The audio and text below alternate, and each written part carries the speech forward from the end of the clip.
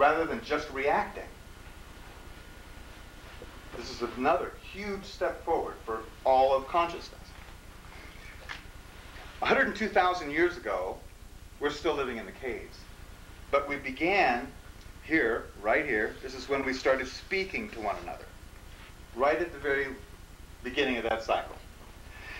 And this whole cycle was developing a new consciousness called reasons.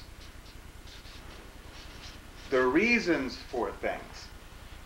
Here we're able to make decisions, but here we started coming up with reasons. The first people to do that ended up being called shamans, or the leaders of the tribe, or the people gathered in the caves. They had all of the myths and all the establishments of religion, all came from this process, right through here. All the reasons for living. In fact, a culture is a group of people who share reasons. They share the same reasons for things. All of cosmology is a list of reasons of creation. All of theosophy is the same thing. Sure. So the basis of culture is shared reasons. 8,000 years ago, by the way, we came up with agriculture. And mankind more or less settled down from a very nomadic life before that. 3115 BC, we started what's called the national cycle. This is also called the Great Cycle by the Maya. And this period right here is when we learned how to write. That's right in here. Well, actually, it was 3110 that we learned to write. So all of this down here is her story, and everything up here is his story. And that's very important. This is all nurturing and support. This has all been production. More and more rapid evolution. This whole line across here, this last 5,000 years, there's been a new kind of consciousness which has been evolved. And that consciousness is called law. And boy, do we know there's an evolution going on. Because the consciousness of law has certainly gone past reason, hasn't it? It really has. Just one little simple example. There are 16 million laws on the books. And you are personally responsible for knowing every single one of them. Ignorance is no defense. Unless you happen to be a lawyer.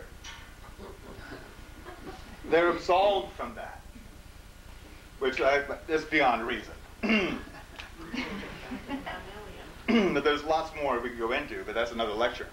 Planetary consciousness started 1755 AD, which happens to be the beginning of the Industrial Revolution. And this whole cycle was all about the production and the consolidation of power. Power. For the last 200 some odd years, all of consciousness throughout our whole galaxy has been aimed at power. Have you noticed that there's a lot of power in few hands? Have you been upset about that? I have. I have been since the 70s, or 60s, 67, 68, right in there. I've been personally very upset that most of the power sat in very few people's hands and the rest of us are just sucking it. Until I came across this information and I went, oh my goodness. This is not my fault, it's not their fault. All of creation is doing this. The WTO is just a, you know what the WTO is, the World Trade Organization, is only a further manifestation of consciousness to consolidate power, to bring it into focus. And we've been doing that. Now, the people who are up there in the charge of all this, they don't know they're working on behalf of consciousness. They think they want a bigger bank account. But in fact, they are. And when when you go through the details of this, through all of our history here, all the horrible things that people have done to one another and back and forth, it all turns out that they were doing things specifically on schedule. Genghis Khan, for instance, his whole adventure was to open the consciousness of East to the West. He put it together.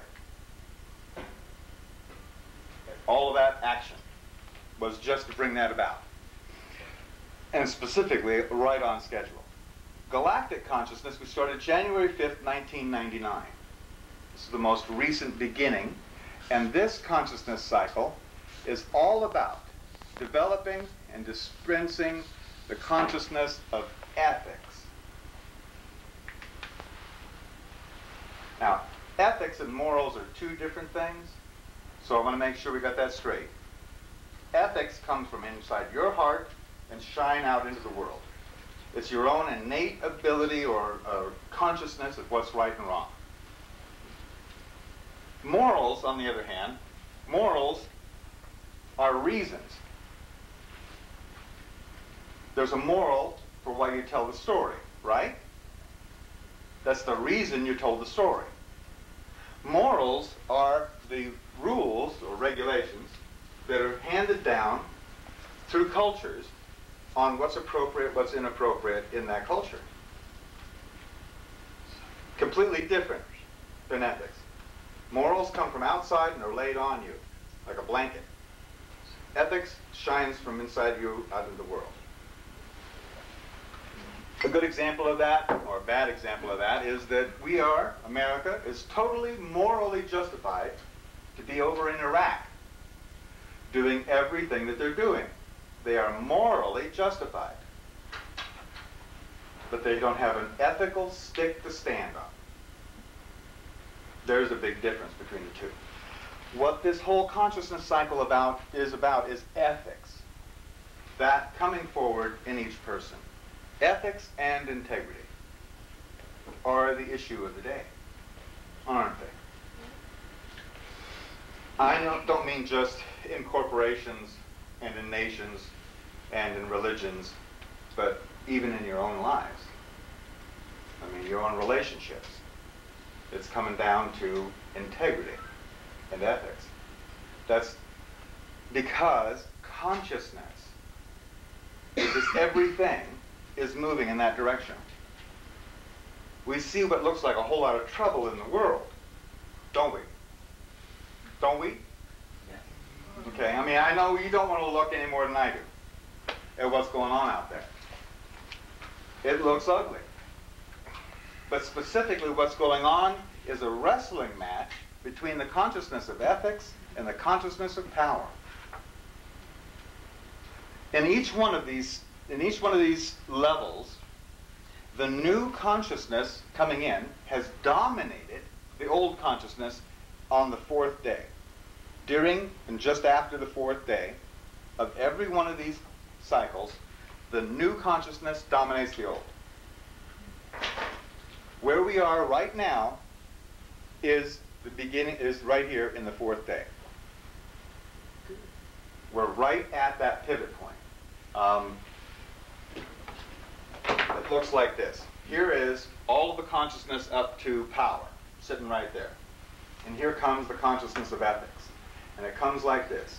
And it looms over power, and it gets to the middle point, and it goes, bud, like that.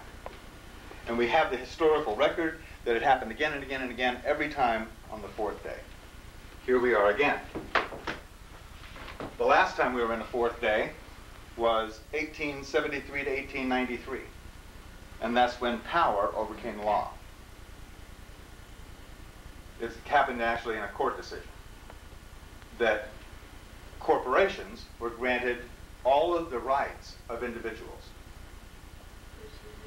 And at the same time, all of you wonderful natural-born individuals were assigned corporate status. That's your name in all capital letters. Oh, you guys are starting to learn a lot more about that, I know. Power overcame law. Corporate rule overcame government by the people, for the people. Not just in this country, but everywhere.